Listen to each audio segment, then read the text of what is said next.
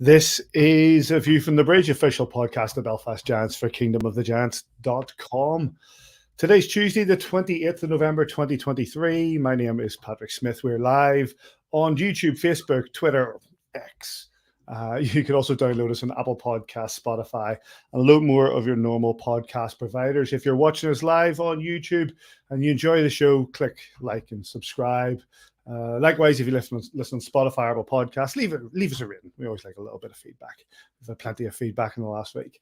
On this week's show, I'm not going to anybody says. To paraphrase Mark Twain, on this week's show, reports of our demise have been greatly exaggerated. As the Belfast Giants return to winning ways over the Clan and the Panthers, we'll consider the action in a few minutes' time. Matt McLeod was on the scoreboard at the NIC with a lovely wraparound goal over the box. He'll join us for a chat later on. What's Johnny Boxill been up to since retirement from the game? Let's remember some good times with the Giants legend. And we have an interview with Petr Cech following his professional debut. And the new boy in town, Clan and Panthers, spoke to Simon fresh off the plane. We pay a visit to the Clan on Friday night before welcoming the Steelers. So we'll have David Grant of the 3 and 3 podcast on to talk to us about Sheffield. There's a bit of news and all sorts of other stuff. It's a packed show, Mr. Majimsey. How are you? Terrible. What's up? This is not the forum for that discussion. Okay, this is not the forum for that discussion. I'm just slipping on my bappies here. I was very unprepared, but there we go. On the Sis. On the Simon. There we go. Simon, how are you? I'm all right, mate. Yeah, I'm grand. Been a busy start to the week, but yeah, ready to go. Absolutely. Right. Well, firstly, before we get to the games, there was widely considered to be new names expected on the roster, given the way things have went and the injuries that the Belfast Giants have taken. And so it transpired with the arrival first of Bobby McIntyre, 27-year-old left winger from Scarborough, Ontario. Joins following a few seasons across Scandinavia, and he began with an assist and a win on Saturday night. And you can catch up on a few interviews with him on our Twitter site at AVFTB. He says you got to see him play and commentated on him. He looks the real deal. Yeah, he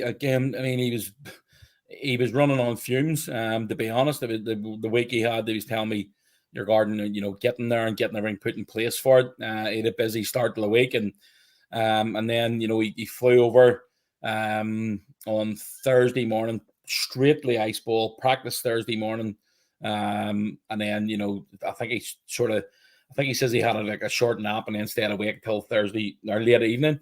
And then he had to do a few bits and pieces on Friday morning. So a couple of long days for him for sure. But I thought he did really well. I thought he gave the line of himself, Nazarian and Sato a wee bit of a boost. And obviously they came out and scored 3 goals on the night. He got a couple of helpers. So, I thought he did really, really well. To be honest, I thought he looked a wee bit tired on Sunday, which we'll go on to talk about. Totally understandable. But I know he's got a couple of days off now. And he'll be looking forward to getting ready to go this weekend. Bodies needed, Davy. Bodies recruited. Pretty much what Simon said there about the newest guy in on Saturday night did a little bit of everything, brought a bit of physicality to that line as well. And Code bring their speed and their skills, and Bobby's in there. I wouldn't say necessarily just to be a bit of sandpaper, but he threw hits, he made blocks, he blocked a puck, he helped keep it out at his own end, and he fed the boys for their goals as well. So it assists, it did everything it says in the tin, what you're expecting from him. Added that little bit of enthusiasm, that little bit of energy as the game went on. I think if we're going to talk about the game now, or we are. Shall we get stuck into it? The Belfast get stuck in the game because it's worth talking about. Stuck in the stats. Saturday night, the Belfast Giants took on the Glasgow Clan and got what was a badly needed win. The Clan did open scoring with Dyson Stevenson, but then 5 unanswered goals from the home side: Quinn Preston, Aaron Nazarian, Kohei Sato, Mark Cooper, and Kohei Sato at the end in the last 10 minutes. Rounded out the 5 goals. Tyler Beskorowany, 56 minutes in nets, 14 shots against, 1 goal against. He was replaced in the 56th minute by one Petr Cech, making his, much to the chagrin of seeming half of Elite League Twitter, but making his professional ice hockey debut. 4 minutes in, 1 shot against, no goals against. Jake Kiley, the other side, 45 shots against, 5 goals against. Stephen Matthews and Vitas Lukasevicius were your referees. Like I say, there's so much to talk about in this game. Davy, a sold out SSE Arena witnessed the Giants win. They began with, Giants win that began with friends sticking up for Charlie Curdy, centre ice against Dyson Stevenson. Yeah, and I'm going to throw up, there's, if I can, I'm going to throw up, there you go, there's a QR code if you want to join in again this week with the stats and stuff.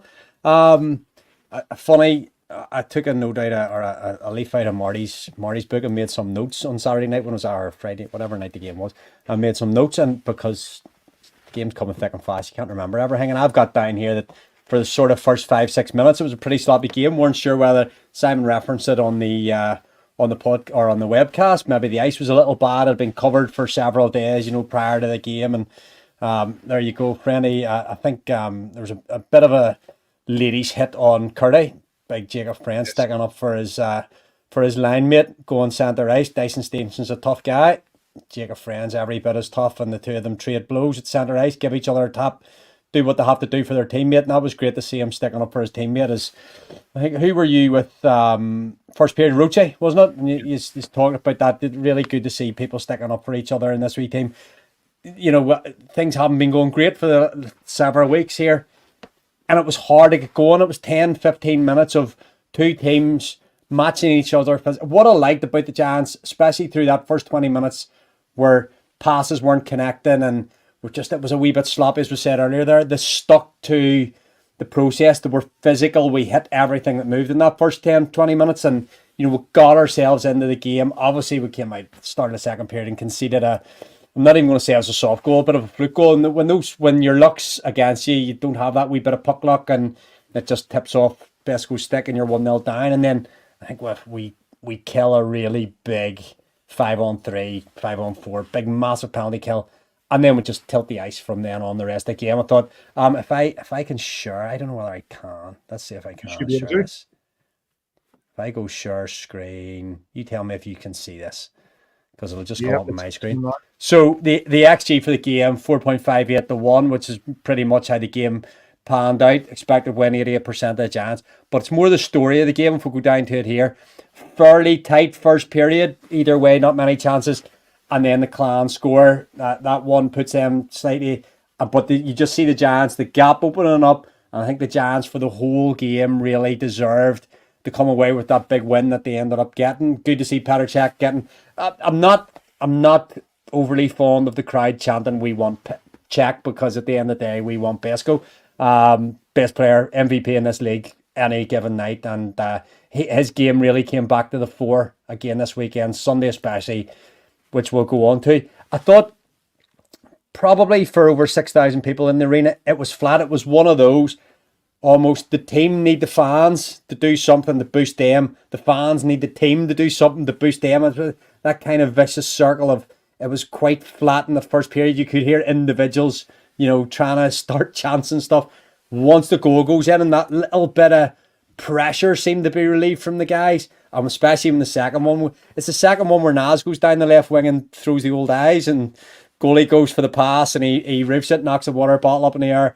And from then on, I think from that second goal went in, I'm not sure whether it's the third one's a really tremendous cycle. 3, 4, 5, 6 cycles down the bottom corner, pops out in front, and the Giants go ahead. There's Cole battling away, wins the physical battle here. And unfortunately for the big D man here, comes in and just trying to just push it back between I think it's actually the player on the far side of Stevenson. But, you get, that's the wee bit of puck luck there that we didn't have on the Besco goal. And I think we went on then.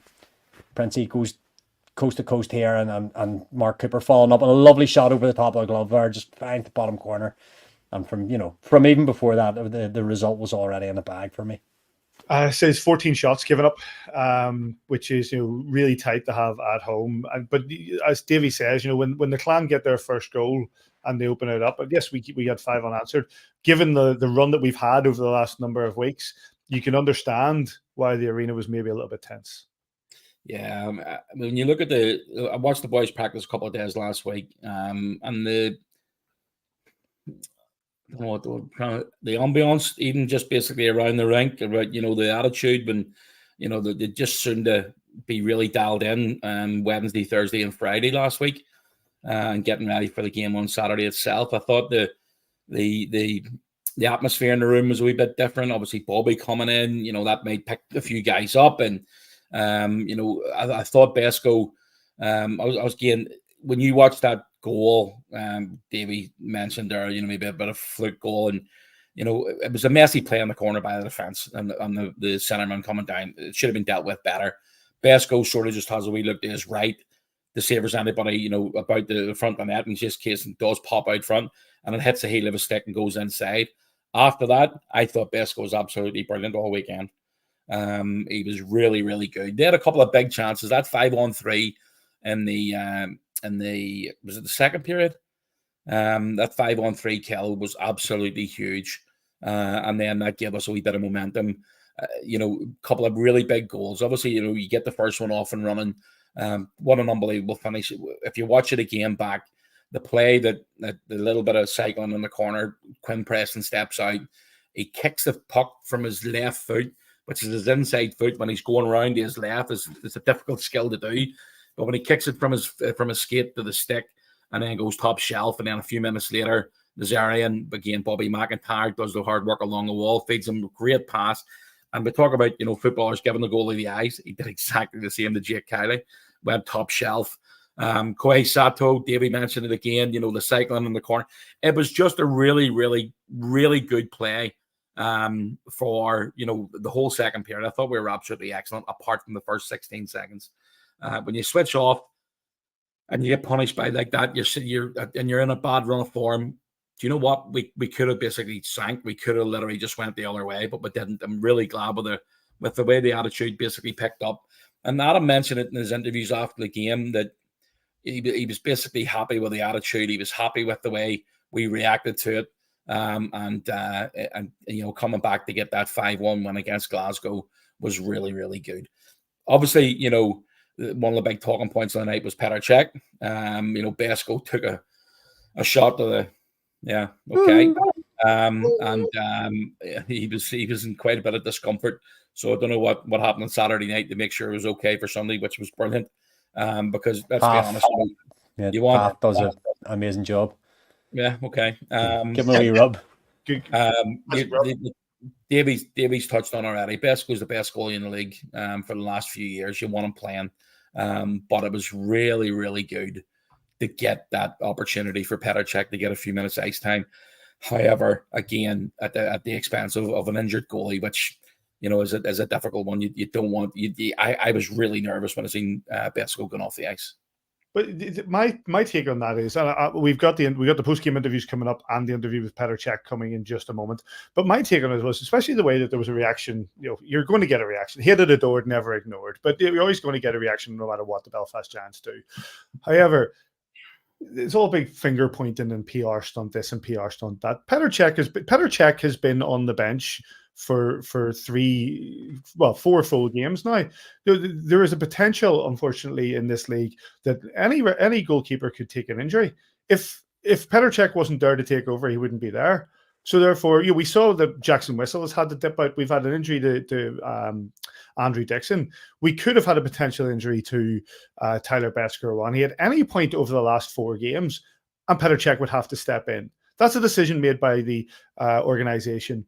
You can say it's a PR decision. There is a level of PR involved in it. He's a high-profile sportsman who, and you've seen in the last number of days the amount of exposure that his debut on Saturday night has gained from Twitter accounts right across the world.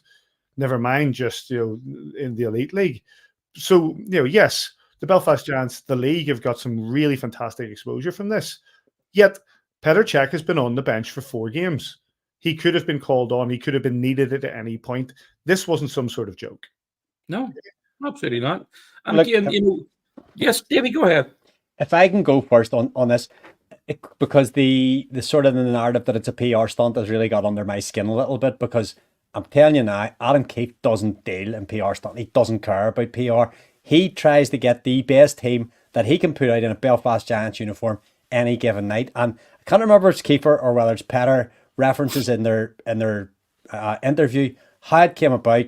Down in Guildford the other week, got chatting to Adam, and I'm assuming the conversation went something like, "We're in the SH1T here, Petr," and he's going, "I know here. Well, I could probably come and help out," kind of thing. And yeah, let's get it done. How many NIHL goalies, the young Brits that we're being accused of ignoring, can, at the drop of a hat, move to Belfast for an indeterminate, probably 2 weeks amount of time, give their slot up on their team on the, all you're going to Belfast here is for 2 weeks training. You're not getting a permanent post because Jackson Whistle will be back, Andrew Dixon will be back. So it's a bit of it's a stopgap emergency post. You'll probably not get any ice time at all. Petr wasn't supposed to get ice time, I would assume. Besko doesn't take that in the goalies. Petr's not getting game time. Just happened that with a couple of minutes to go, unfortunately, Besko had to take that nasty one to the box. And, this is not a PR. Yes, there has been great PR for the league. Belfast, we don't really need PR anymore. We're filling this building night in, night out. We'll win every trophy going. We don't need the PR. But brilliant for Petr to come in and have clean sheets in 2 elite sports. 203 clean sheets combined between his football and his hockey career. Absolutely phenomenal, and all credit to him. Let's get the post game from the coaches. Yeah, I think we lost our focus to start it with the time clock there.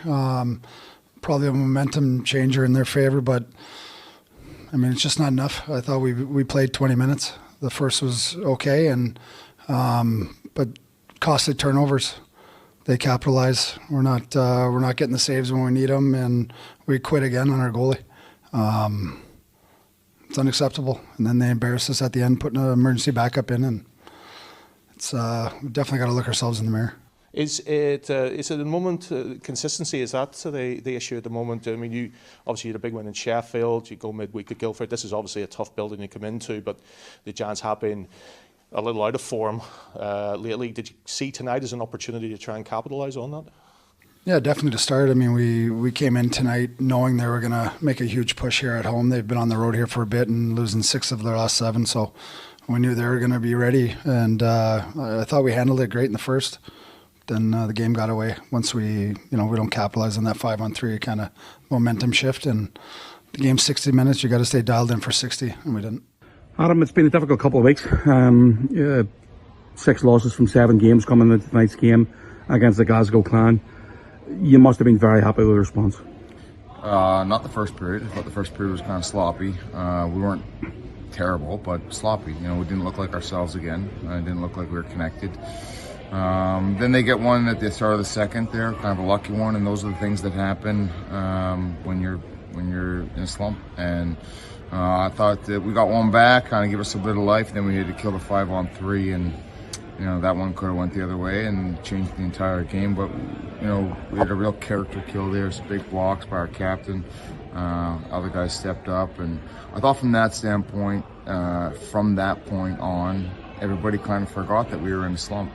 And it looked like that. After that kill, we took the game over, and we looked a lot more like ourselves. And sometimes this game can be mental, and I thought that penalty kill in particular got the bench excited, and everybody for a moment forgot that we were in a slump, and that's what we needed. You talk about emotional engagement. Big hit in the first period on Charlie Curry. His line mate and defensive partner stepped up and stood up for him as well. He must have been happy with the reaction from Jacob Friend. Yeah, I thought Friend had a great game. He was showing some real fight in his game, not just because he had a fight, but also just a bit of passion and understanding of the circumstance. Tomorrow, it's going to be a big game. Actually, you know what? Let's talk about the other part of it. Besko taking that hit, it looked like he was hurt. What's the situation with Tyler Besko heading into tomorrow? Well, we'll have to see how he feels tomorrow, but he's obviously icing it down there, and hopefully he's all right.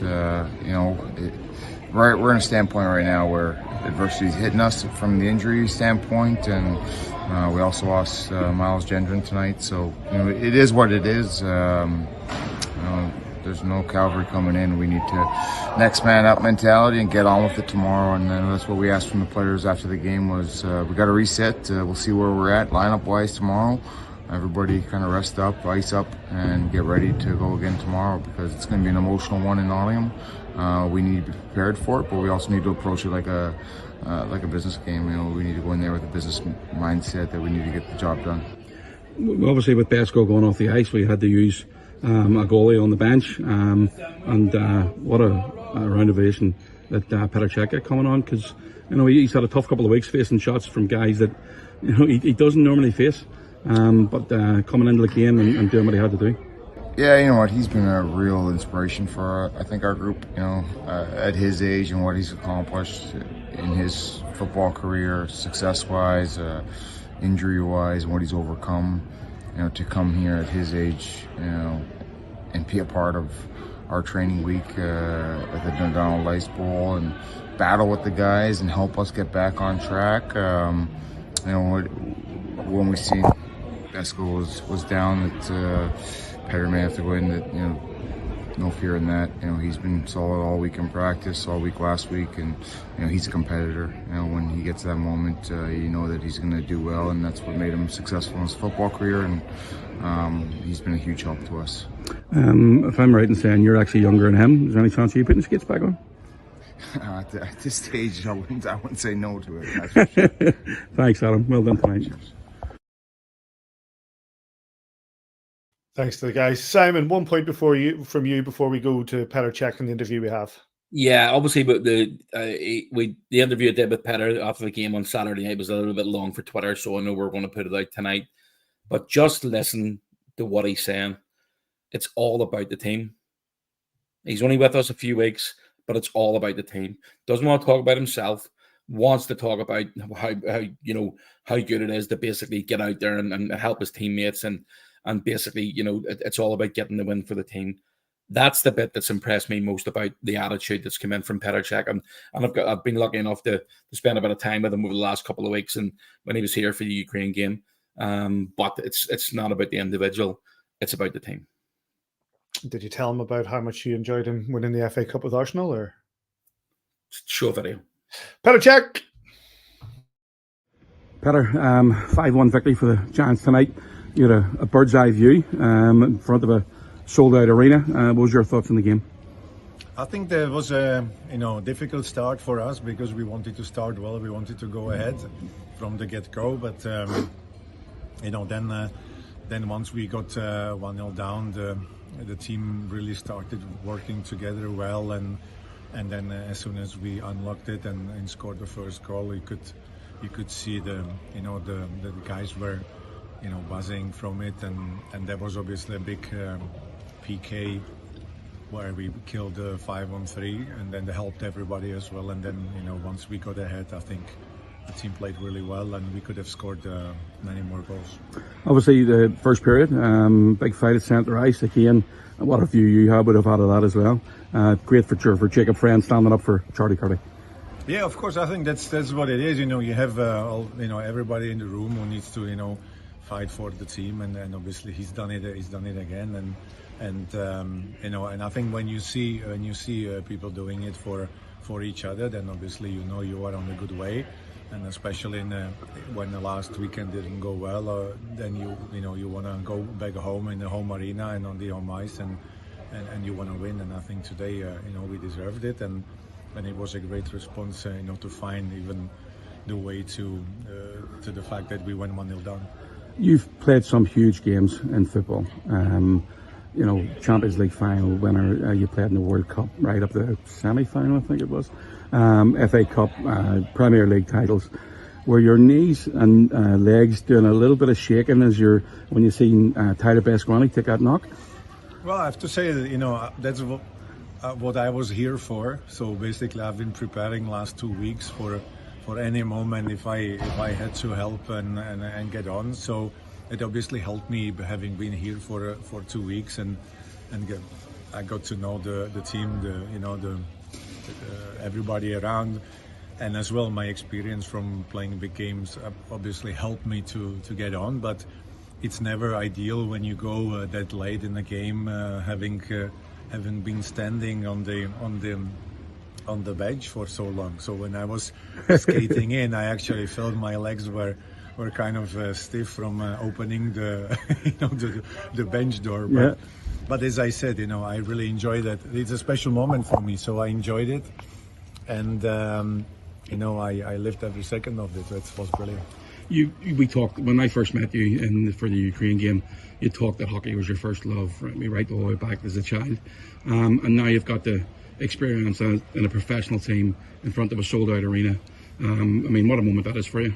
It's an amazing moment I will treasure forever, because it's the first start, and as well it's an elite league in a different sport than I used to play as a professional. So that's a long way. It's been a long way from where I started. So I'm obviously delighted with that. But I would say overall, I'm the most delighted about the win, because the way we played, the way we won the game, at this moment is the most important thing. I spoke to our statistician, club statistician, and you're now number 1 in save percentage overall ever in all-time Belfast Giants goaltending history. So there's a question that we will use in our next pub quiz. Well, you can definitely have a rarity in there of having someone like me start for the Giants, and as I said, it was nice to get to make the save as well. That I would be really bitter if I went in and let one in. So it was good. Thanks, Petr. Thank you. Remarkable crack that. There's a man who we've all watched play football, we've all revered, and as you say, you mentioned the games there that he's played in from a football point of view of World Cups, Champions Leagues, FA Cups, Premier Leagues, and there he is taking the ice for our very own Belfast Giants. Wonderful interview, and big thanks to Petr Cech for agreeing to do it, and thanks for getting that, Sis. Just on one thing, Sis was talking on the webcast about it and going, I wonder, just first professional game, I wonder, is there a wee bit of jelly in the legs or whatever, I genuinely I think he's just that prepared for that. He probably wasn't. It'd be a big deal to someone who maybe hasn't played at that level before, but even just the way he spoke afterwards, it didn't seem that it was phasing him at all. He was expecting almost like the old, he was almost expecting at some stage over the month, whether it happened or not, he was ready. If it happened, he was ready to go. So it's like, you can see the professionalism just poured out of him. It was a lovely interview. Well done, mate. Davey, it was literally, I mean, when I said to him, because again, look, I know that everybody wanted to talk to him. And obviously, but Nigel was talking to him for BBC, UTV were speaking to him the day before, and we've sort of just stayed out of his way because he must get tortured all the time from people wanting to speak to him, and it's not something he wanted to do. But it was after the game, and I just I was standing at tunnel, he'd had some food, and we're just sitting chatting away, and I said, Petr, can I grab an interview for the podcast? And he says, yeah, absolutely, no problem at all. He said, I listen to the podcast all the time. And he came in, grabbed the chat. Long-time subscriber. How's Davey? Absolutely. And he couldn't be nicer. He's just the nicest guy. There's no airs and graces about him at all. And you know what? Even on Saturday morning, when into the locker room Saturday morning for the Saturday before the game, and he was chirping longer about haircuts. So once you hear that all, I mean, can you imagine some of the dressing rooms that he's been in with some of the characters he's played with throughout his whole career playing football, and some of the chirping the way they've come across? I tell you, he was just absolutely brilliant for the room, and something that, you know what, even it was funny. Kohei Sato hadn't got a clue who he was, not a clue. And then Adam basically showed a video. He wasn't on his own now. There was a couple of the younger guys in the room who didn't know what he was. And then Adam showed a video one day at the tail end of last week of some of the things that he's done. And they're all just sort of, apparently everybody sort of just started turning around to look at him in the dressing room and going, and they just didn't realize that art, and this is something that the football podcasts, I'm sure, have talked about down the years. They just don't realize that he's sitting with a living legend. The guy is up there, arguably, as one of the top 3 goalkeepers that ever been. So we're just very, very lucky to be able to get him on AVFTB. Did anybody ask about the scrum cap? No mention of Stephen Hunt. Nothing. No, I didn't hear anybody ask about it. No. Oh, so scrum cap. Well, the early videos you didn't have them.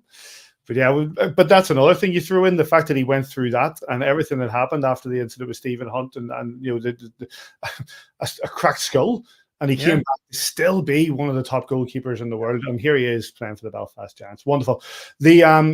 Let's crack on because we've got a man waiting in the wings. We're going to bring him in now. We will talk about the Nottingham Panthers game once we've talked to our next guest. But we're delighted to be joined now by a man who came in midway through last season, made a hell of an impact in the Belfast Giants locker room. So much so that we invited him back for another season. Please welcome back to View from the Bridge, Matt McLeod. How you doing, mate? What's up, boys? Good to be back on the pod. Missed you guys. Yeah. Did you know who Petr Cech was? Not a clue. Legend, though. No, it was crazy. I just heard Kitchie talking about the video and stuff that we were watching in the locker room, and it was true. Like we all got to, some of us didn't really know the full scope of his career and what he had accomplished, and being able to see that all together with him in the room was really cool. And then, I mean, after he got in the game and the news broke, and just people I haven't heard from in a long time were, messaging me on social media like, why is Petr Cech your goalie? Like, is this guy really playing in net for you and stuff? So it was really cool just to see the impact it had on, the larger hockey community, and even like my larger social community too, just recognizing what we were doing here. Matty, what was he like in the room? And then obviously tail end last week, and the week before, and obviously the games as well. What's he been like in the room with you? I mean, he's just one of the guys. It seems like he just wants to come in and be one of us. He doesn't want to stick out too much. He wants to come in, hang around, shoot the shit, tell some stories, and joke around. And he's been great. Like, it's whenever you look at him, he's got another funny thing to say. And so just can't thank him enough for coming out with us and helping us out. And says what's he like in the room? What's he like between the pipes? He's got his game. He's got game. I think a few more weeks at Dundonald, then the best go run for his money. So let bring it back to the weekend, Matty. You look at the run that we've been on and the losses that we took. How much of a confidence booster is it to get back in winning ways this weekend? Yeah, I mean, winning is fun. It's not fun to lose. It sucks, and obviously we're trying to do everything we could to get out of that slump. And I think we had a really good week of practice last week. Just bringing it back to what we know how to do. And then I think what really changed for us was second period against Glasgow, and we had that kill. And everyone's been saying it. Keeper's been saying, we kind of forgot about that. We were in a slump, and we got right back to our game. And you could feel it on the ice. We just started making better plays, better passes. We got our confidence back, and it was huge to just be able to get back to winning. It's fun. It's fun to do it with this group. We got a great group of guys. So yeah, I hope we just keep that going. How much of it is confidence? Because obviously we know that the guys in the locker room, we know that you guys have the ability. We've seen it early in the season. We've seen it through the CHL, and then we go on what is basically a bit of a skid. How much of that is confidence? Is finding the confidence not to squeeze your stick so tightly? Yeah, 100%. I mean, confidence is all about what you've done recently. You gotta keep that confidence. You gotta earn your confidence. And so I think what we were trying to get back to was earning our confidence by doing the simple things right. We did a lot of, one-on-one battles this week. Just kind of got back to not thinking about, making that extra play too much, just doing the simple things right. And then once we did the simple things right, the rest would take care of itself, and we could start making, our skilled plays that we have the people in the room to make those plays. We talked about that earlier in the show there, Matt. Just the first 20 minutes of the game, maybe the ice wasn't great from the previous couple of nights, and we sort of grinded through that, and even through the 5-on-3 and the penalty kill and stuff, and then the skill plays took over. Obviously the lines got shuffled up a wee bit as well, so a few new combinations for people, and seemed to hit the ground running okay. Yeah, no, it seemed to click there after a bit. I mean, you could feel like how we just started making those plays, and when we start kind of getting sustained ozone pressure against teams. You see us all kind of working as a 5-man unit, rolling high, making plays at the blue line, sending it back down low. As soon as Glasgow gets out of their zone, they're throwing it back to us. They're changing all 5 guys. We go right back in, have another shift in there. So that's really how we need to take over games, is just,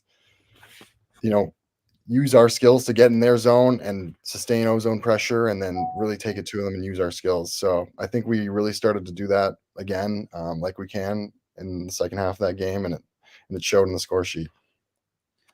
Matty, you've had 2 days off for the first time this season, 2 days in a row. And, a lot of people don't really realize that, you've a lot of up and coming games. So 14 games we've got in December now. They're coming thick and fast, coming into towards Christmas. It really is. And those 2 days, literally just relaxing and taking it easy, because you played a lot of hockey already this season. Yeah, no, 100%. I definitely was able to take it easy the last 2 days. I was up at Galgorm, the spa. So my girlfriend's in town right now, so we had a nice couple days up there, feeling very relaxed. Definitely recommend that to anyone who hasn't been yet. Holy cow, what a spot they got there. But then get up to the North Coast for a bit just to do some sightseeing with her.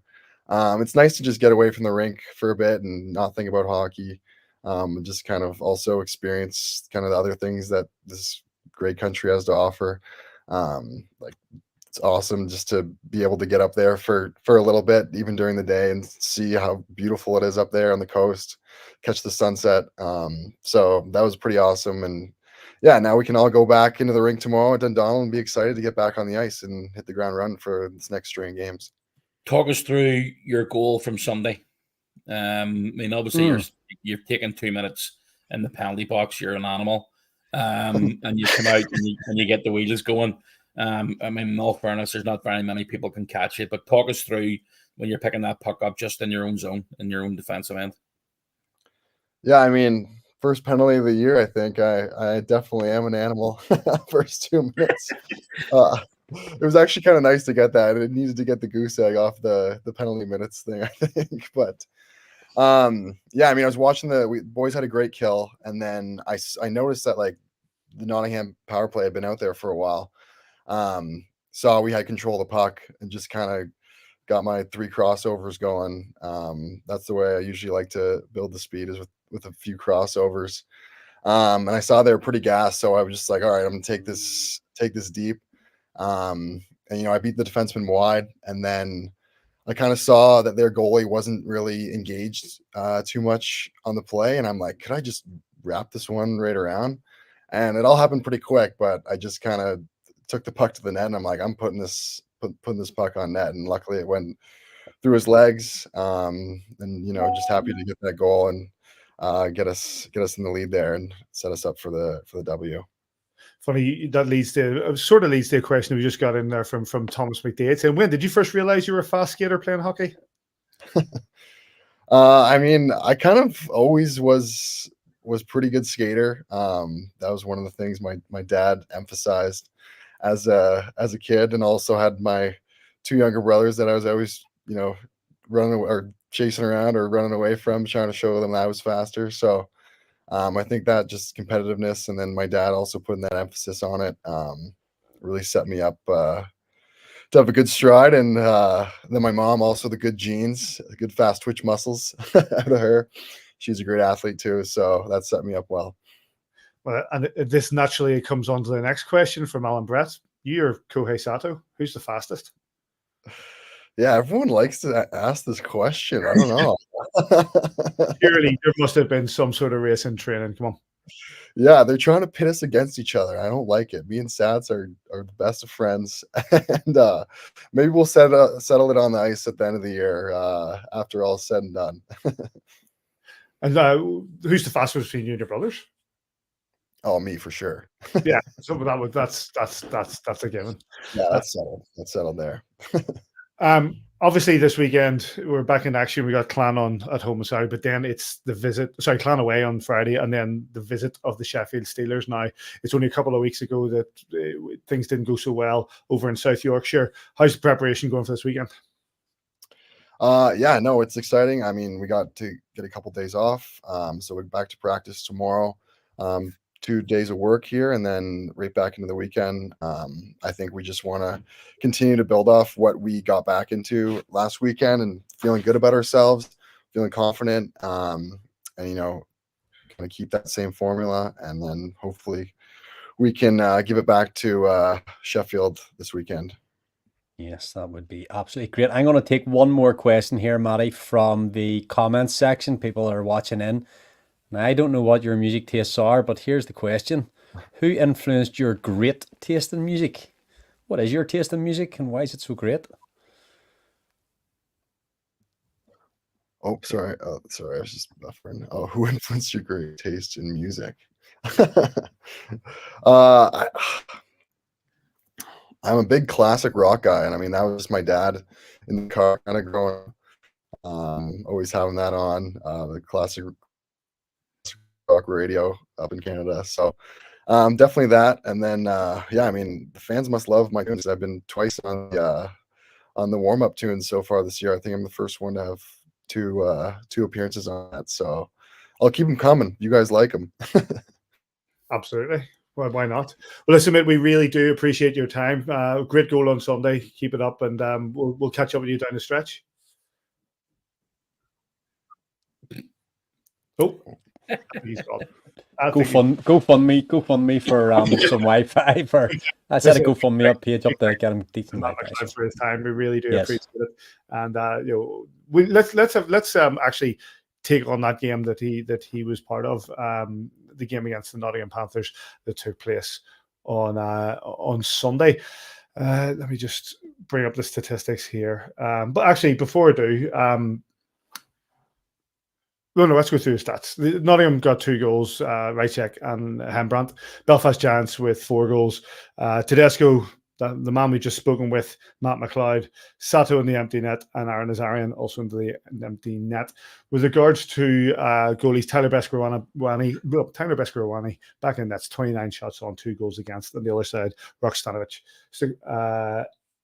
26 shots against, 2 goals against. The Souls were the referees, Liam and Joe. This was Nottingham's return to the EIHL action following almost a month due to the tragedy in Sheffield that took the life of Adam Johnson. So want to start by paying tribute to Omar Pasha and all of his organisation for how they've dealt with the last number of weeks. It's understandable that the Panthers fans have voiced their pride in the team and an organisation that we've also paid tribute to in the last few weeks. It's good to see them back in action. But while I say that, it's also good to see us take the win. This game, Simon, opened with 2 early goals. Yeah, I mean, again, Paddy, it's been a tough month for the Panthers, making no mistake about that. But with trying to, we're there for a win, and that's exactly what we went into town to do. So it was great to come out with a win. It must have been a tough building to go into. I know that Adam was talking to the boys and make sure they're going to be prepared, and they obviously were. We got a little bit of luck. It's been going against us the last few weeks, but we get that little bit of luck in the first period, like the opening 30 seconds, and Tedesco finishes off the bottom corner past the goaltender Stojanovic. But then we cough one up, and we've been doing that in the last while with giving up early goals and periods. We did it on Saturday against the Clan. Obviously, we did it on Sunday again against Nottingham. But it's all about the reaction. I thought there's long periods of play that we sort of dominated with more shots than them, with more great A's than them. But I thought the Panthers actually did okay. I mean, I see a lot of people posting, the Belfast struggled against a Panthers team that haven't played for a month. So what? You'll not see that in the history books. It comes out and says 4-2 and 4 goals to us and 2 goals to them. So I don't really care about all that nonsense. We haven't been playing well. It's no secret. But again, Besko was brilliant on Sunday. He was sort of, he was back to his best. He's having a few challenges over the last few weeks. And don't forget, he's playing a lot of games. And obviously with Jackson and Deco being both out, it's the load's being left on him. And coming out after taking the knock on Saturday night, it could have been a tough afternoon for him. But I thought he was really, really good. Defensively, I thought we were sound. And we took our chances when they came along. Nottingham's not going to be an easy building to go into this year after what they've been through. So to get the 2 points on the board at the first time round of being Nottingham this year, I know Adam's absolutely delighted with that. And it's been a few weeks now since we've had a 4-point weekend, and that was the most successful thing for us this weekend. 4 points. We did what we had to do, and we didn't play well. That's the bit for me that we're in a good spot, because we will start to play well again. I said this last week. I didn't probably say it word it the right way, but I said this last week. We're going to be all right. Don't start panicking. If we'd only 8 or 9 games left before the end of the season and we're 6 points behind, I'm still not panicking. I still think we've got a real chance of doing this. And again, after last week and putting the 4 points on the board from that weekend, I'm feeling pretty good the way things are going, because again, there's a long, long, long way left in this season. Davey, for those watching on, you've paused the action at this moment. Why? Yeah, look, this is Besco's first shot of the game. It's the first shot against us. It's the first minute of the game. We've gone down and scored after 30 seconds. That really high intensity forecheck that we played at, actually Matty McLeod, who we've just had on, goes to close down. It's off the toe of his skate. It falls to Tedesco in the slot, puts it away, puts us 1-0 up. And this is the next shift. And yes, they work it well in the slot, and we sort of collapse in around Besco, but that's his first shot of the game. You can't see it, you can't save it sometimes. So, unfortunately for us, that gives them an in the game. Actually, don't disagree with Kitchie that it wasn't our greatest performance. I thought for 40 minutes we were the best team, and I think overall, in terms of statistics and all, we were worth the 2 points. And you go into the Nottingham Ice Arena after they've been away off the ice for a month or whatever, they come back with a highly charged, emotional game.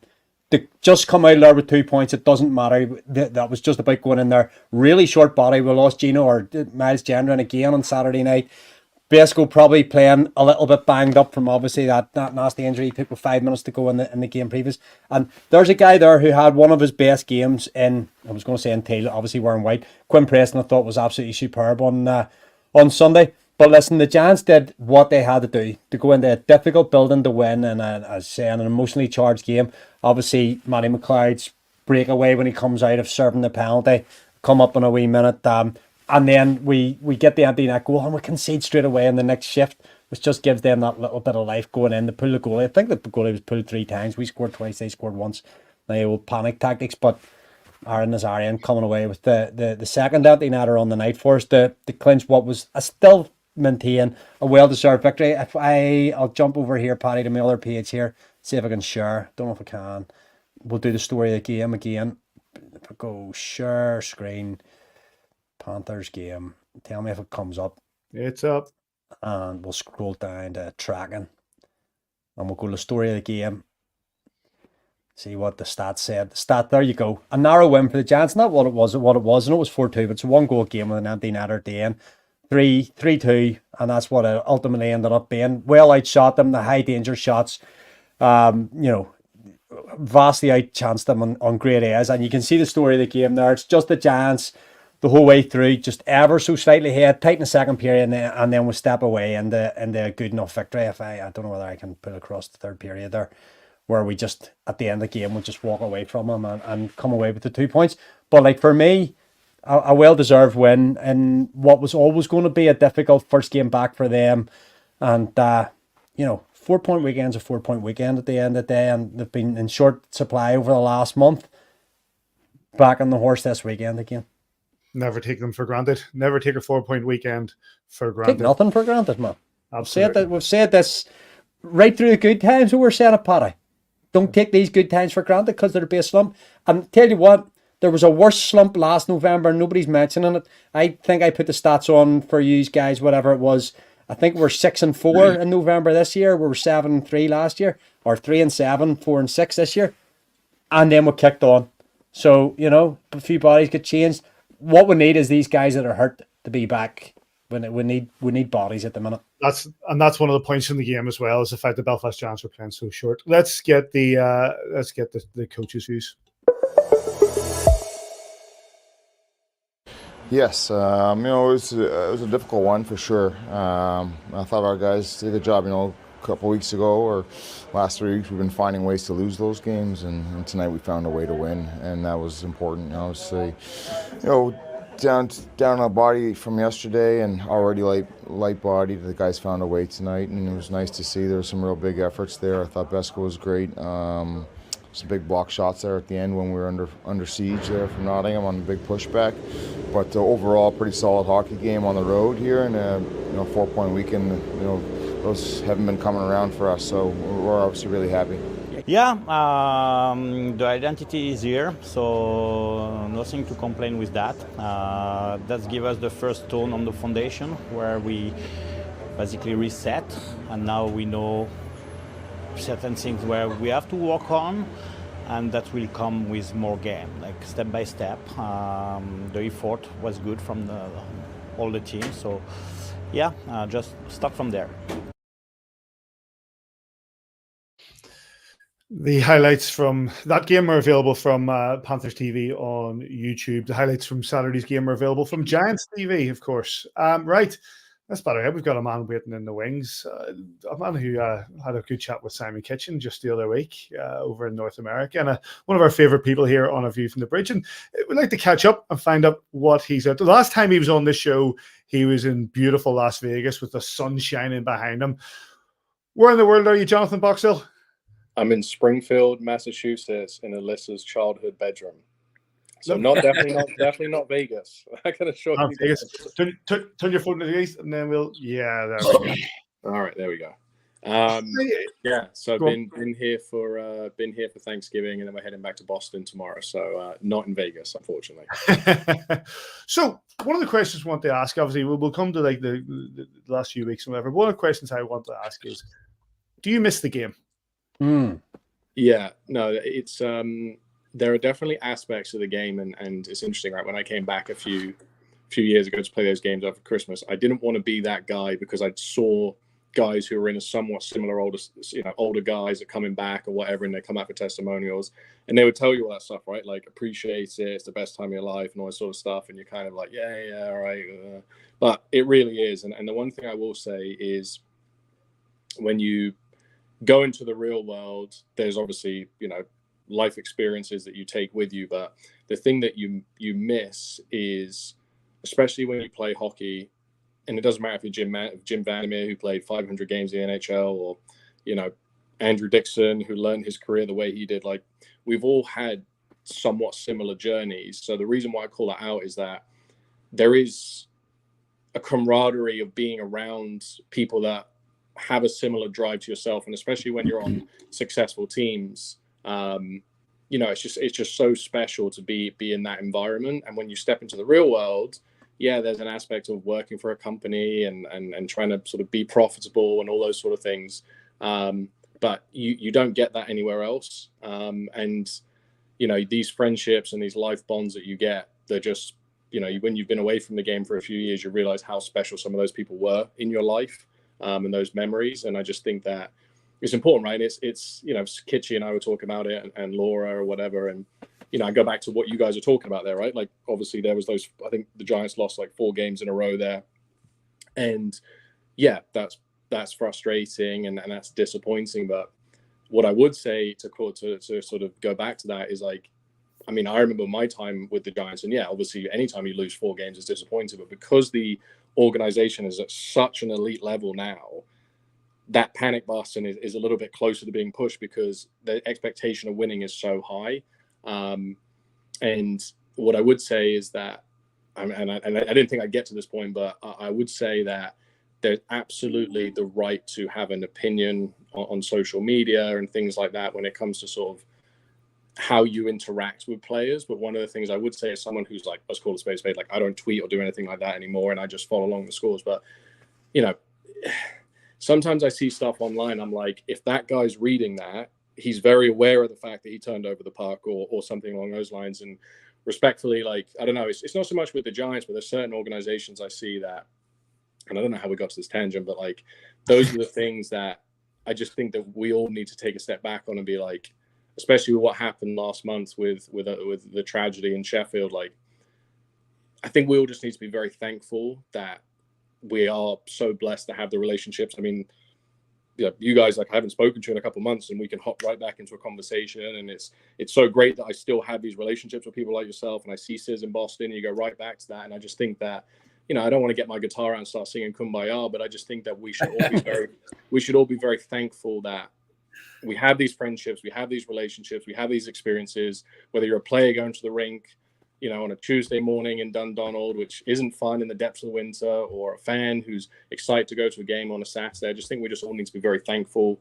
of what we have, and everything that happened, you know, in Sheffield. It was very, you know, tragic or whatever. But I just think that that's something I just, when Sis reached out and asked me to join it, just that was one thing that came to mind, is that we're all just very lucky to have this sport, especially in the UK, where it is a minority sport. And I think because it is a minority sport, we're all very defensive of it in a really good way. We're very protective of the sport in the UK and how much we love it, and the time and the dedication as fans and players and everyone involved. And I just think that, you know, I just think we're all very lucky to have the sport and an organization that is as special as the Giants and others around the Elite League as well. That, you know, it's a blessing that we have this outlet to be a player or to be a fan. I just, yeah, I don't know. I just think that sometimes it's good to call those things out, because, you know, you guys are living it, right? You're going to the games, you're following the games, you're following the stats or whatever. But like, I follow it in a different way, right? Like, I'm following on Twitter and the occasional webcast, and yeah, I just wanted to say that. I want to stay on a similar tangent then, Boxy, because those memories and those relationships kind of help you in the transition in the real world, if you like. I'm dead interested in the psychology. I struggle in my own life with the after the lights went out. There's a brilliant podcast about pro athletes that go into the real world, and you're no longer Johnny Boxill, the hockey player. You're Johnny Boxill, something else. You know, that transition. How do you deal with it? You know, after the lights go out, what do you find to replace that? How do you scratch that itch? Yeah, no, it's a good question, right? So I think that, respectfully, I was, I mean, I'm definitely not gonna say lucky, because it was a horrible time. But like, if you remember, I stopped playing, and then the season started, and then everything shut down due to COVID. So it was almost as though, like, respectfully, and you know, there was other guys that were in that horrible position of, like, the game was taken from them due to that horrible virus that we don't want to talk anymore about. So I think that was, you know, a different situation, that it wasn't, you know, a scenario where you stop playing and then you see a full season, you see a team winning trophies, and that's something to consider. And, you know, I kind of went out, obviously we didn't win the Grand Slam, but like that last season, and, you know, I've talked about it before, right? Playing in Belfast for 2 years and leaving the way I did, and going to Milton Keynes and experiencing that, and then coming back to Belfast and having that amazing season. Like, I kind of got what I wanted out of the game in a way, and I was very appreciative of that second opportunity to come back. It's hard. Like, there's guys that struggle with it. I'm not going to name names, but that's when you kind of rely on those people that you played with, and you know, picking up the phone and keeping in the communication with them. And I mean, we're probably going to get on the subject, but like, I haven't seen Matt Nickerson in quite some time, right? Like, at least a couple years pre-COVID. And he came up to Boston to see Simon and Blake and everyone, and he came and stayed at my house, and it was just so great to spend time with him and laugh about old stories and just shenanigans. And I'm sure Sis is going to want to hear the story, but or me to tell the story. No, I know the story. Everybody else wants to hear the story. Yeah. Tell it. So the thing that Nicker and I always laugh about, especially me, is like, his first year in the league was my first year in the league as well, but my first year pro. And obviously, like, big guy, big beard, scary mohawk. Like, I'm coming from playing Division 3 college. Like, I don't think I'd ever seen a human being like Matt Nickerson before, let alone played against one. And you know, my first year was stretching next to each other, and he obviously looks at me and he's not, you know, intimidated by me, because I'm not a threat to him. So we actually started talking on the red line, and you know, everyone else on my team was kind of taken back by that. But, you know, obviously he played a certain way, and, you know, he's fighting all our tough guys, and he has that persona. But as anybody knows, like, Matt Nickerson off the ice is a great person. But what was amazing was when he was at my house, he's there with his son, and I've obviously got my 2 girls now, and we're kind of full dad mode, right? Like, chasing the kids around. And he became very friendly with my eldest daughter, Ophelia, and we brought her up for a nap, and she insisted that he came up with us. And her new thing is to ask everybody who puts her down for a nap to sing a song and tell her a story. Well, with that being said, myself and Nicola stood there. She's in bed, and we ended up just singing organically together, Twinkle, Twinkle, Little Star. And I'm literally singing this song, and like 10 seconds into it, and all my mind can go to is like, if someone had said to me 10 years ago that I would be stood in my bedroom next to this guy singing Twinkle, Twinkle to my daughter, like you'd never think that. But, it's those kind of relationships and those memories and things you look back on. And at the time, you kind of, whatever reason, you looked at it a different way, but you're just, it's mainly just the friendships and those experiences and kind of looking back on the game in the right way, I think is crucial. And there's obviously unfortunate situations where people don't get to leave the game they wanted and the way they wanted, but it is hard. Like I'm not going to sugarcoat it. It is hard. And I think it's important that you do your best to maintain those relationships. That's something that, I've tried to work hard on is, keeping in communication, people following the team. And yeah, I think it is hard, and people handle it in different ways. And it's something that didn't get spoken about a huge amount. And I think now we live in a certain world where, mental health and things like that are a lot more spoken about. And I think that that's a really good thing. But when it comes to people leaving the game, like, it is hard. And I just hope that players who are playing now, and it's, when you're on a losing skid or doing certain things, it's hard, but you just need to be thankful for those time and embrace it, and embrace those memories and experiences that you have with your teammates and friends and people all around the organization, because you're not going to get it anywhere else. Question in from an Adam Keefe, who says, do you want to play this weekend, or do you have a barrel? If he needs me. We are short, mate. We are short. He must be really desperate if he's actually seriously asking that question. And no, I'm doing everything I can to prevent having a barrel. But Keith, if you need me, my number. Give me a call. I'm there.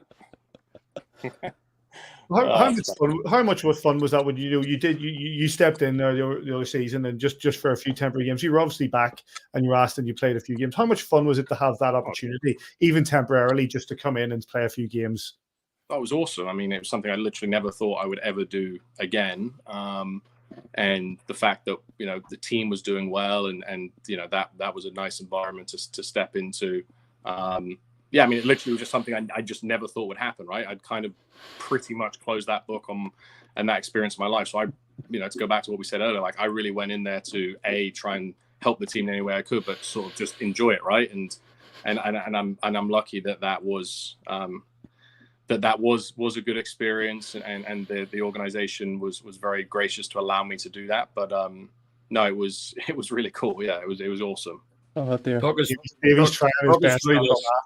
Yeah, I think we've all seen it. Talk us through this. What's he talking about, Sean? Let's have a look. There's a comment as you were speaking there came in again from an Adam Keefe of Glengormley. Yeah. I want to see him crawl to the bench again mid-shift.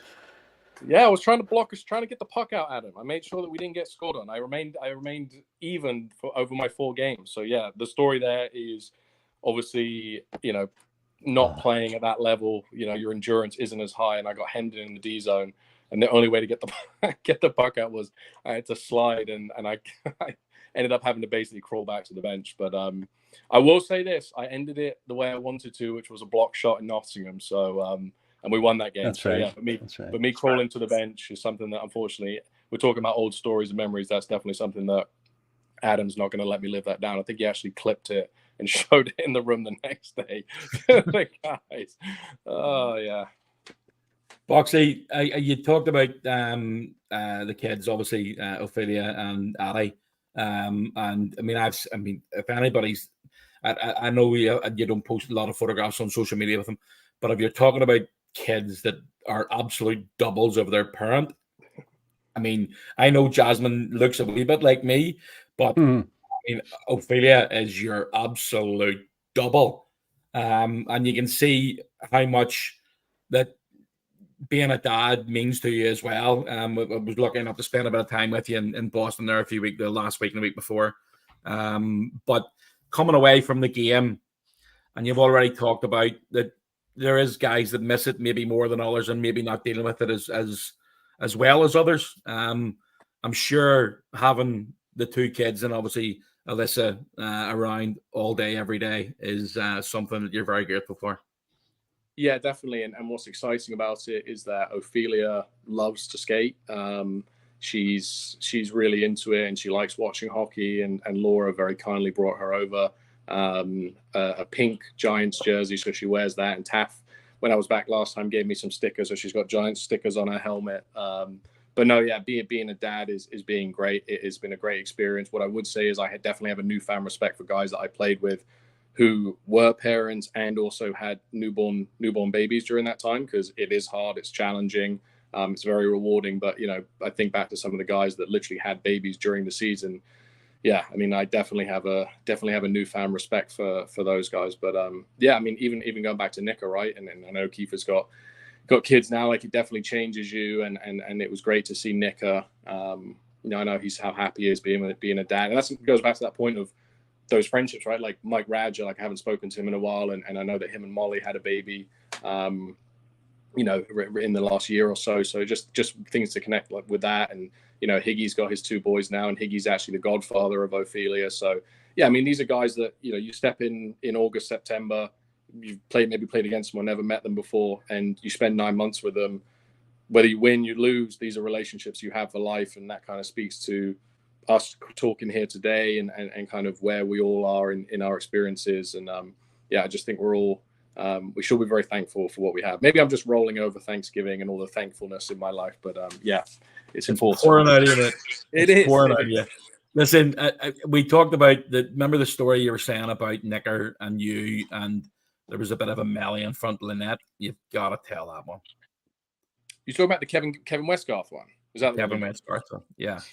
All right, so Kevin Westgarth. Sorry, Kevin Westgarth. Yeah, no, that's right. It's all right. So we're playing. This was when I was playing in Nottingham, and obviously Westgarth is playing in Belfast, and we're both on the ice together, and we're both playing right wing. So he dumps the puck in, or someone dumps the puck in, and he's flying down the right side, and it was the end where boomerang corner is, and Kowalski goes around the net to pick the puck up. So I definitely am not going to say he meant to hit him, but he made contact with him. So Kowalski feet go from underneath him, and people who were at the game might remember it. Well, the important thing to know is that I'm on the other side, and I'm back checking as hard as I can, coming down what is the other side of the ice, because we're both right wingers. And he makes contact. He comes around the net, and as a veteran guy, his first thing to do is put his head up, and he's scanning the ice, looking for who. Is someone going to jump him, right? Like, is someone going to want to do something about Kevin Westgarth hitting the goalie? So I'm flying back, and I am the first person that he makes eye contact with. And he literally locked eyes with me and looked at me for about a second as if like, are you the one? Like, are you gonna do this? And I literally made eye contact with this guy. And the only thing I could do was I just buried my head down and just skated away. But the hilarious part is I actually saw him in a bar after a Bruins game, because he works for the NHL. Works for the NHL now, and I told him that story, and he actually remembered it. And my exact words I said to him was, in my head when that happened, he came flying around the net, looking up the ice, who's going to jump me, who wants to fight.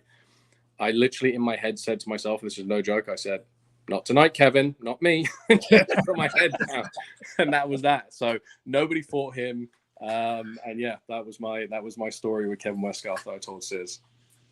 Like you say, the connections of these guys. You've mentioned so many names there. The Belfast Giants, who's up there, and you talk about Nick, you talk about Kevin Westgarth. Let's pick up a bit of news today. The Minnesota Wild will be in Boston on Christmas Eve, and with a new assistant coach on the bench in Patrick Dwyer. You're obviously a championship winner with yourself in Belfast. Do you regain these things? Would you go to the Boston game and say, give Paddy Dwyer a shout? Well, I hope Keefer's still watching, because yes, I would absolutely, if it's free and I can get tickets to a Bruins game, I'm definitely going to reach out to Pat Dwyer. So I hope Kiefer heard that. Yeah, no, look, he was, first of all, he was an incredible hockey player. I actually saw the video, I forget which outlet it was, I saw on Twitter, where the puck went in his shorts and he put that was posted again. I'm not surprised, right? Like he really was an amazing hockey player, but had that sort of really smart hockey mind. When he was coaching in the American League, I was actually hoping to see him when he was coaching against Springfield, and it didn't work out. But yeah, we still speak occasionally, maybe once or twice a year, but I'm not surprised. And I'm very, very, very happy for him. He was a great guy and great teammate, unbelievable player, great family man. And yeah, I mean, I didn't know that. So thank you for sharing that with me. I haven't had a chance to check my phone today much, but yeah, that's an awesome accolade for him and his family, and well deserved. It's one of those, especially when you see these players, like from our point of view, when you see players like yourself, we're glad you come back on. But then when you see also the likes of Patrick Dwyer, who we know is taking these opportunities as well within the game, have stayed within the game and has climbed within the game to that. It's just like you said, he was a remarkable player in Belfast and no doubt a remarkable teammate. And it's fabulous that he's been given this opportunity. Yeah, it's awesome, and yeah. But I didn't know that, and I'm definitely going to have to send him a message after this and say congrats. Yeah, Christmas Eve, mate. What a way to spend it. And I'll be looking at the Bruins schedule to see when Minnesota So Christmas Eve in Boston. Do you keep yourself on the ice? Like, listen, don't get me wrong. I see what you do on Strava. You need to up the cycling a bit, mate. You're not. It hasn't been going. I'll pass that message on to Alyssa. I bought myself a new bike, but with 2 kids, it's not as easy to do. But I will make sure that message gets back to her. So yeah, I'll up my Strava activity.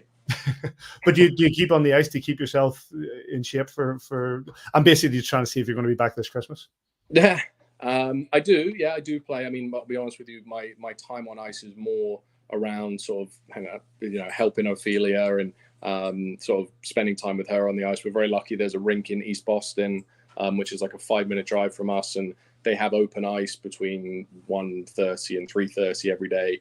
And I work from home, so if my calendar is available, I'll take her out there, and she pretty much has the ice to herself. So that's really where my time is spent now with her. But no, I saw Kyle Barn when we were in. He lives in Boston now, and I still speak to him, quite frequently. And I might be joining their league for the winter, but yeah, no, I try and play as much as possible. So yeah, with the weather getting cold, I'll be looking to do more of that for sure. Well, unless the lads have anything more to ask. I know, Dave, you were definitely trying to find that block, weren't you? I've got his last ever pro shift, but it's on. I can't share it.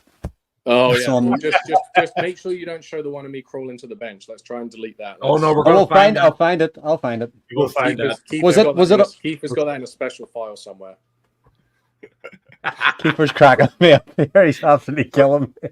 So he's probably asking you really inappropriate questions as well about. Oh, they're public. They're public. What's he saying? Have they a 4th line in the beer league? Yeah, they. yeah. I'm trying to get on. You can speak to Bonner. Get me on that team, Kiefer. I need to be on that team. One last question before we let you go is one that I want to ask when we speak to you guys and the guys who have been part of the Giants. What is it that makes you a Belfast Giant?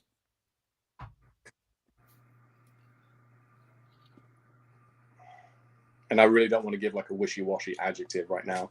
I think playing against them, you could see very quickly, there's the classic cliches. You could very, very quickly identify that team meant more to the city than anywhere else in the league. I think that's important to know. And I'm not just saying because he's obviously doing what he's doing in the chat, but like when you're around playing with people like Adam Keefe and Steve Thornton and people like that, and the time they invest and the culture that they've built, like that's kind of why you guys are investing the time scrutinizing losing 4 wins in a row, and that the level of sort of expectation is what it is within the organization because people care as much as they do, and the culture is what it is. And that's a great thing, right? Like the fact that the people are frustrated that there's losses and there is expectations now for trophies. It's a real privilege to play for that organization, play in that city, and get the experiences that you get because there's so much invested into that team, whether it's fans and players and organization. So it's hard to put into one word what it is. I just think that the people who do well in the Giants as an organization, and it's not points and scoring and all that sort of stuff, the people who do well from an experience and have successful time there on and off the ice are the people that just kind of, you've got to read the room very quickly and see what the culture is. And the culture is what it is for a very good reason, because there's a lot of time that's been invested into getting to what it is. And those that do really well are those that figure out what they can do to help the team, but specifically like, what is this organization? And people, with the time that the organization invests in figuring out who the right people are, that's why they have success, right? And I figured, those 4 games I came back and played, that was what I could see within 20 seconds being back in the room. It was like, everyone in this room, I don't know them very well. Some of them I've never met before, but like, they've all been brought here for the right reasons, and they get why they're here and the importance of the 9 months they spent with the team and the organization. So I think that's really what it is that there is a culture there, and there's a culture for the right reasons, and it's a privilege to play there. And those that sort of work with that do really well. And it's great to see that, a very, very high number of players that have come through that organization do that. So, is this it? Is this my, is this okay. This is not the crawling. We close with the shift, Davy. There's something a wee bit, hopefully not final about it, but there's just something. This is Boxy's last shift in his Belfast Giants uniform. His last shift, maybe not his last shift, but his last time. It was the last 18 seconds, and a fabulous 7-2 win. Never a bad win in Nottingham. Former teams. Yeah, that was the other ironic part, is that's where I started everything, right? So. Yeah. There you go. Last man to touch the puck in that game too. Did you bring that puck home? I did not. I think that year they were sort of, I don't know what I did with that puck. But yeah, no. Great night. And my parents were there, and it was very, very special. So very much appreciative of that. Boxy, listen, we really appreciate your time. We really appreciate you joining us. For some reason, scissors dropped out there. No, you're back. Yeah, we really appreciate your time. Listen, you know that you are one of the most popular people who've ever played for the Giants. We love you on this show. We love seeing you back in Belfast. We loved it when you come back and played. Come back and see us.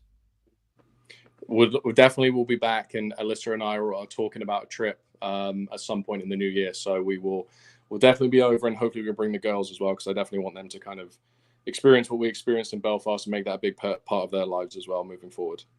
Fantastic. Take care, Boxy. Cheers, guys. Good seeing you all. Thanks, Take care. Boxy. Cheers, Boxy. Big thanks to Jonathan Boxill for taking the time. What I love those sort of conversations when you take a guy like that who is so invested in the Belfast Giants, so invested in winning championships, winning games. We've seen him put his body on the line time and time again, Davey. We've seen the blocks in the Challenge Cup final. We've talked about it like that. But you can see his love for the organization, and for him to take the time, what was that, 15, 20 minutes of just talking about and the rest. Look at the state of me. I'm already quite emotional, unstable at the minute. For dear sake, between Keeper making me near wet myself laughing, Boxy nearly making me cry with the emotions of what it must be. Like, my goodness, what it must be like to be a Belfast Giant. Like, I can only dream about these things. I've said it to death. These guys represent us because we're not good enough. And I used to say to guys that played, I know this is a completely different level, I used to say to kids and guys that came to play for Dundonald, because that was my Man United, enjoy this, because this means so much to so many people. To be able to represent Dundonald was as high as I could go at football, and it meant the world to me. And imagine being a Belfast Giant with the love that we have 2 decades plus invested in this club, heart and soul. And for those guys to come and represent our city from all over the world, and then to go back to North America, and in their heart, they're still Belfast Giants. That means the world to me. Like, I can't even put it hardly into words what that means. It's just class. Group hug. But it is a real, it's something. This club has done something very special, and I'm sure, like, the other 9 teams in the Elite League now and other teams that have been in the league have certain elements within, and the Steelers family and all this good stuff. There's just something very special about Belfast. I don't know on the stats of the number of guys that have come to Belfast and ended up staying in Belfast, Marion, compared to other cities. I don't know whether the culture is the same. I don't know whether Sheffield have got 20 guys that have came through their ranks and now live in Sheffield. I just don't know what the numbers are, so I'm just speculating. But it just feels like there's something about Belfast that gets under people's skin and just like gets on their mind too. Fantastic. I'm sure, says from your point of view, you were in Boston just the other week. You saw Boxy there, and it's facilitated this. But seeing some of the other boys, it's nice to hear him talk about catching up with the other boys. Yeah, no, absolutely. Been a great afternoon. And singing "Twinkle Twinkle Little Star."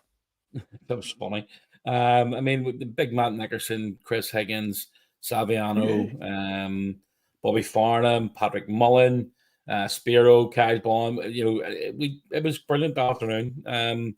And just again, seeing guys that you haven't seen for 3, 4, 5 years, and then all of a sudden it's just like it was only yesterday. So you're still having a bit of crack with them, a bit of banter, it was great to see them all. So it's been Davey just touched on it there. We're very lucky to be the part of this absolutely wonderful club, and they said they wouldn't last. So we're doing all right. We're doing all right. We have indeed. We are indeed. Right, let's crack on, gents. There's a few more things just to cover before we wrap things up. And not least the news that came today of a new signing. Cameron Pound, a 24-year-old D-man from Solihull, who's been in Canada since 2013. He under 20 GB international and has played the last few seasons for St. Mary's University over in Canada. He spoke on his arrival with our very own Mr. Simon Kitchen. The Belfast Giants' latest signing, Cameron Pound, arrived in the country. Cameron, welcome to Belfast. It's been certainly one of those drawn out. Adam and Steve have been on to it quite a bit to get you sorted, but you must be glad to be in Belfast now. Oh yeah, I'm really excited to get going here with the guys. Just met the staff here today, and everything looks just incredible. I can't wait to get going. Your dad played in the UK quite a few years ago. Obviously, your class is a Brit, which is a lot better as well for the team, and the young Brits are very, very hard to come by.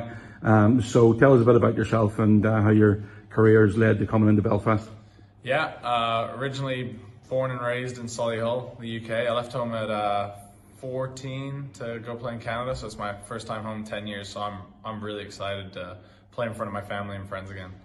You're hoping they're maybe going to make the trip over this weekend, or at least one of the games this weekend? I think my dad's going to try to convince my mom to come up and squeeze a game in or two. So yeah, he's definitely excited to come see me play. So you've been playing the last couple of years in U Sports. Tell us a bit about that. Yeah, just wanted to get my education and still play some high-level hockey. So I played at St. Mary's University in Halifax, Nova Scotia. Just finished up my degree there, and now I'm all set to play over here. You start your pro career. Yeah. You're hoping to be in the lineup this weekend. Away to Glasgow Friday, home to Sheffield on Sunday. Have you been following the EIHL over the last while? Yeah, since I came into contact with Belfast, I for sure started keeping an eye on the league, and definitely excited to see the competition here. Have you watched any of the games recently as well? Yeah, I watched both games this weekend. Good sweep of the weekend, so it's nice to join the team when there's a bit of a hot streak going. So. Obviously you know a couple of boys in the room as well, which makes it a little bit easier to bed yourself in. Yeah, it'll be a slightly easier transition knowing a couple of the guys like Frender and Sean and Kohei. So it'll be a bit of a reunion. It's been a couple of years since I've seen some of the guys, but it'll be nice to meet them and get going with them. Top man, Cameron. Thanks for joining us, and we'll look forward to seeing you Friday. Thank you. Thanks to Cameron Pound. Well done, says. Thanks for getting that interview. As he said, his dad, Solihull, Basingstoke, Slough Jets, had a career of his own within the British game. But obviously, Cameron himself says he's been out in Canada, sort of, honing his own game, and now comes back to Belfast to show us what he can do. Yeah, he's a big boy. I played against his dad. His dad was at Solihull when I was playing against him. Big unit, and it's. I'm looking forward to seeing what he can do. But it's no secret that we've been short on bodies here. We've obviously Miles Gendron was hurt on Saturday night. Not sure what the timeline is with him, and you're still missing Ben Lake, Mark Garside, Jackson is the same person, Dicko, and then you've got obviously a couple of others out as well. It's just you run out a list of names, and I ain't to write everything down, but hopefully we're going to start getting them back very, very soon. But it's great to have another guy, and again another young Brit in the team. So hopefully he can get ready to go on Friday and see what he can do at the weekend. D-Man, Davy coming in. Brit is as he says, it's we saw how valuable these guys are to us, and if he can fulfill the potential that he seems to be coming in with, he's really one to watch. Absolutely, and I think Simon and himself referenced in the interview, this isn't something that's been done as a knee-jerk reaction to the injuries we've had in the last couple of weeks. This has been something that's been in the pipeline for a while. I love to watch Twitter. I see the Panthers announced a player this afternoon, and it's all amazing, great new player, blah blah blah. And the Giants announced someone, and it's like wage cap, blah blah blah. Pipe down. Good luck, Cameron. Looking forward to seeing you in the skates. Between Czech and pound, sure. You can do so it's just money. Right, let's move on, and I'm going to hit this point with an apology, a fourth and frank apology. Okay. Normally what happens when we do the player of the month is we try to award the player of the month, and I try to get the photograph and then I package it all up. We're now on the 20th of November, and through a failing of my own, the player of the month has not been awarded in person as of yet, and nor have we spoke about it on this pod, because normally I let it be awarded before we speak about it. And then last week I forgot to send a text message to say to be awarded, so I'm going to talk about it. That the October Player of the Month, the View from the Bridge Player of the Month, sponsored by Funacab, by a country mile, was Kieran Long, 57.5% of the vote. And Davey, I'll start with you. It was incredibly well deserved. Oh, mate, they're the sort of numbers Jamie Bryson would die for in a vote like that, to be honest. Like, it's superb. Look, he had an absolutely great month. I'm only saying that because I see you're never off his Twitter, the wee lad's hiding in his attic to get away from you. Listen, Longer had an absolutely fabulous month. Goals, assists, hits, blocks. He did a lot. Played forward, played defence. I've seen he got a front room full of nappies for his reward. So let's get that trophy awarded to him, because he deserves to have it for a week or two before he has to hand it back. Well done, Longer. Absolutely. Unless he wins it again, of course. Simon? Again, thoroughly deserved. He was excellent in October. It's that long ago, I can't really remember what he did, but he was excellent. He got 2 goals in the Champions League game, and I remember that because it was actually right in the puck's out today, which will go on sale at the OSC this on Saturday night. But it's he's an important player. You just don't realize how important he is with the flexibility of being able to play a forward and D. This weekend he was very, very good playing defence, and on Sunday when actually Saturday and Sunday, a bomber out on Saturday, and then they play with 5D on Sunday. So really, really important player for us, and soon to be daddy as well. So hopefully he gets plenty of sleep, because he's going to need it. 100%. So yes, I am culpable for this, Kieran Long, and I apologise for that. Congratulations, you are the View from the Bridge Player of the Month for October. Thanks, and a big thanks to Funacab for sponsoring the award. We'll have to award the November one next week now. That's absolutely exactly. I'm going to have to go straight into the November one and talk about it. No DOPS, a bit of news. No DOPS. Well done, everybody. Keep your nose clean. I'm only going to do one real piece of news, and that's to discuss. You'll never believe this, but the Challenge Cup group stages are still going on. There's one more game to be played. That is on Wednesday night between the Sheffield Steelers and the Manchester Storm. It does have repercussions for the Belfast Giants, so much so that there was a PDF produced by the Elite League. I'll bring it up because there are some permutations. If I can just zoom in on that the game will decide where Belfast and Sheffield sit with regards to seedings. Ultimately, as far as I can tell, the only tiebreaker is going to be goals scored, assuming that the Sheffield win the game. If Sheffield do not win the game, Belfast Giants will be top seed. if Sheffield do win the game, we're going through all these sort of, number of points, number of games, some things we can't do because obviously the Nottingham Panthers have withdrawn from the Challenge Cup, so we've uneven amount of games played. So it goes to goals scored and goal difference. I think Belfast, from a top seed perspective, probably would require a Storm victory to sort of cement it, because I think a Sheffield victory will put them as top seed. And we've seen in the last number of seasons how important that is with regards to holding the knockout stages. We will see how that transpires. I also believe that an overtime win for the Manchester Storm really throws a spanner in the works for trying to organise who's playing who. So that could be entertaining. But yeah, the game is tomorrow, and that will decide sort of where Belfast and Sheffield sit with regards to the seedings. There is one game that's already been decided. That is between Guildford and Fife.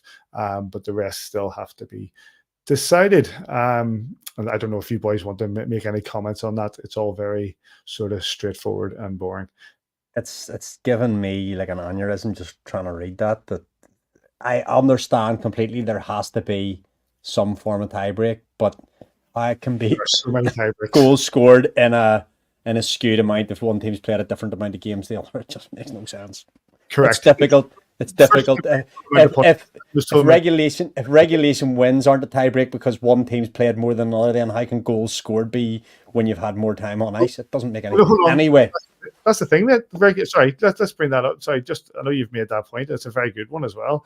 But it's like regulation wins are the tiebreaker. So it's total number of points are a tiebreaker. Total number of games won in regulation time is the second one. Assume Sheffield win in regulation to be tied. Number of games won, again, tied. And the results of games not possible because they didn't play each other in the group stages. Fewest regulation losses, tied. Again, uneven amount of games played. And then we go using so not possible as Sheffield had an unbalanced schedule, so we'll count the amount of goals scored. It's nonsense. There has to be a tiebreak. I think it'll go into more detail if we go to quarterfinal, semi-final, final stage for the final season. But there has to be a way of determining it, and it would be unfair to penalise Sheffield because Nottingham have withdrawn. So it is that's it.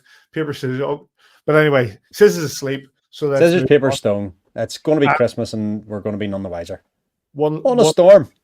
One last thing to do before we move on to the last bit of the show is the league standings. Sheffield Steelers are top with Cardiff, then Dundee in third place, 13 games played and 15 points. Storm, 14 games played, 15 points. Belfast, 13 and 14 points.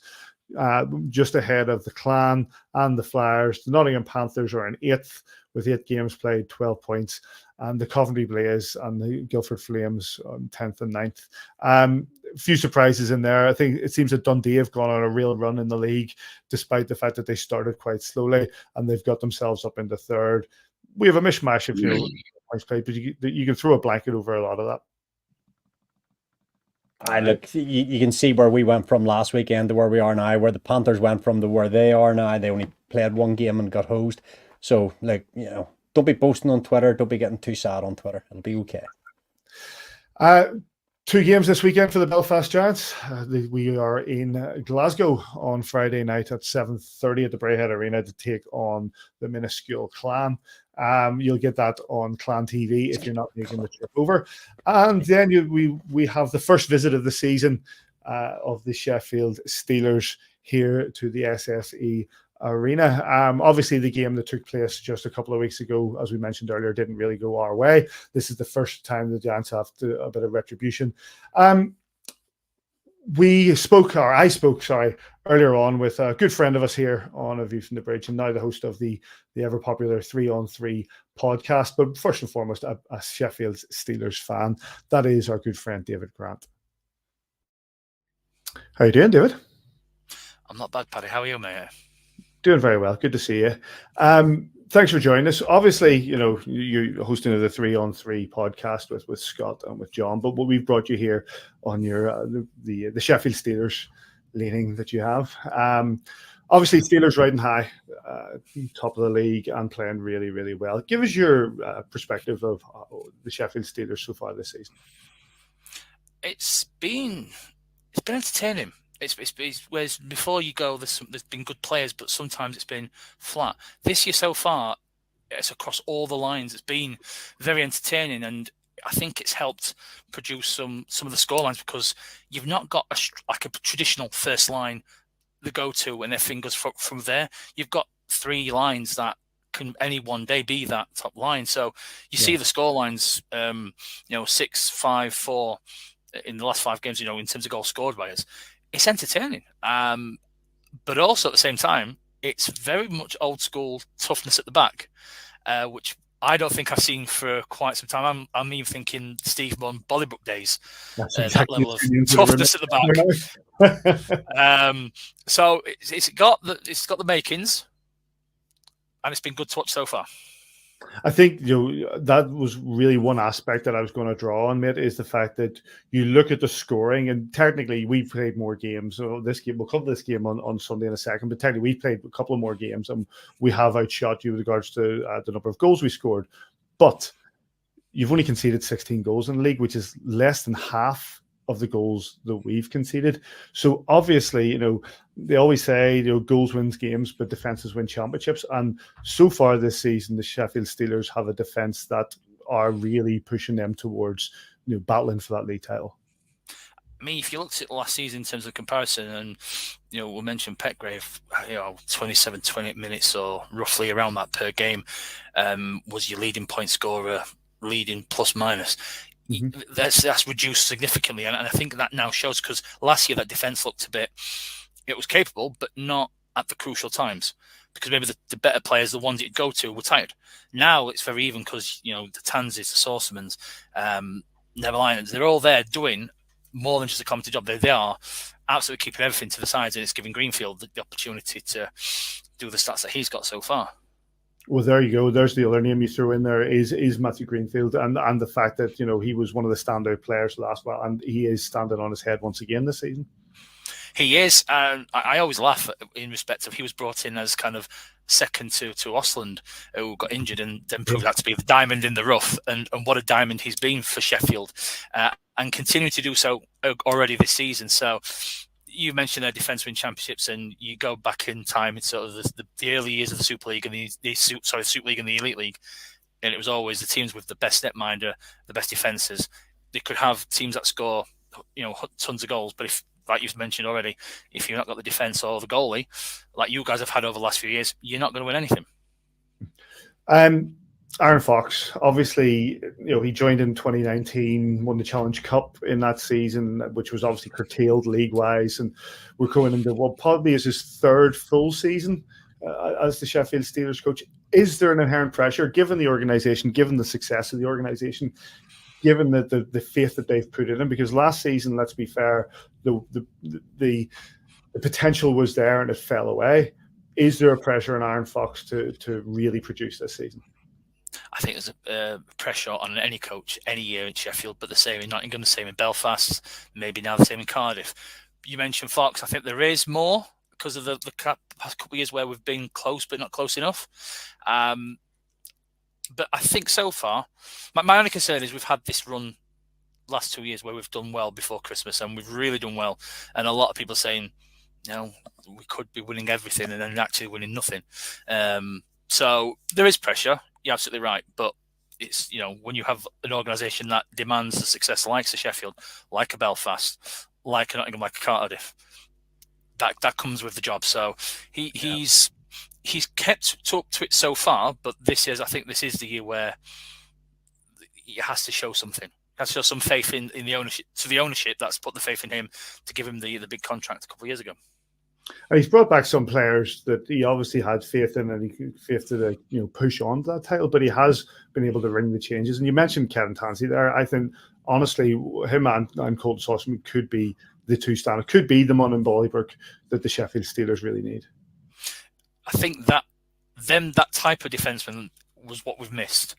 You look at, from a Sheffield perspective, when we've had title-winning teams, it's always had that tough line of defence where, if forward's going to get something, make sure you got the ice packs because you're going to have to earn it. And we've not had that for a while, but I agree with we've got that this year. in real level of toughness, where if you're going to get something, you've earned it, and the type of stuff you tip your cap to. Obviously, the game that took place the other week, Belfast Giants took a bit of shellacking at the hands of the Sheffield Steelers, and we come back this Sunday to face Sheffield on Sunday afternoon, 4 p.m. in the SSE Arena. What are your thoughts of that game? It's going to be tough. There's a reason why you guys, or the many reasons why you guys have won back-to-back titles, and one of them is getting points out of the SSE Arena is not an easy task. So if we can go in, we've got Dundee the night before. I think you guys, that's your only game this weekend coming up. We've won on Friday night against. Oh, you want to find out? My apologies. So, but you at least got. And I'm not saying that you're throwing the excuses in already, but you got the day's rest. If we can go in there, and get a point, great. I think a lot of people would take that. Obviously, you can look for 2 points, but realistically, if you can get something out of that game, I think Sheffield will be very happy. Bearing in mind that then there's no other games to take points off each other till the back end of the season. And before I let you go, mate, obviously the 3-on-3 podcast has been going great guns this season. Started last season. You boys doing a great job. How much fun are you having? A lot of fun. It is the weekly highlight, and even if it's just to talk rubbish, shall we say, to Scott and John and vice versa, we all do it to each other. And it's had a lot of good feedback. Your guys, especially the episode that you was on, Paddy, had a lot of good feedback, and it's a lot of fun. And it's not something that it's just three guys talking about sport they love. You guys, the OGs in terms of podcasts and that, it's the very similar thing. Obviously, yours very Belfast orientated, and it's just the same thing. You talk about something you love, and we, between myself, John, and Scott, there's about 60 odd years. I mean, 50 odd of that's John, but we'll not mention that much. But we've got a lot. We've watched the game for a long time, and we enjoy the game. So it's a lot of fun. We've had a few good guests. We've got a few more lined up already. John's doing some sterling work on that front, and it's just a blast. It's just a lot of fun. That's it, man. And I think that's where it comes across, is the fact that if you can get that sort of chemistry between three friends just talk about hockey, it becomes very, very listenable. And that's what I got. I've said to you before, you've got a regular listener in myself, as you did last season. And anybody hasn't, just at 3-on-3 podcast on Twitter or X or whatever you want to call it. But search it out. It's a 3-on-3 podcast. Dave, Scott, and John do a fantastic job. Mate, good to talk to you. Thanks for spending time with us. And, I'm not going to wish you luck for Sunday. I expect nothing less from you, but thank you for bringing us on. Big thanks to Dave for joining us and giving us insight to the Sheffield Steelers. That game is on Sunday, 4 p.m. at the SSE Arena. How are tickets going, Sis? We had a sellout last week. It's going to be close to sellout, if not sold out this weekend as well. Get your tickets as quick as you can. Get yourself down to the SSE Arena for that game. Friday, we're away to the Clan. Saturday, 4 p.m. at home to the Steelers. And once again, big thanks to Dave.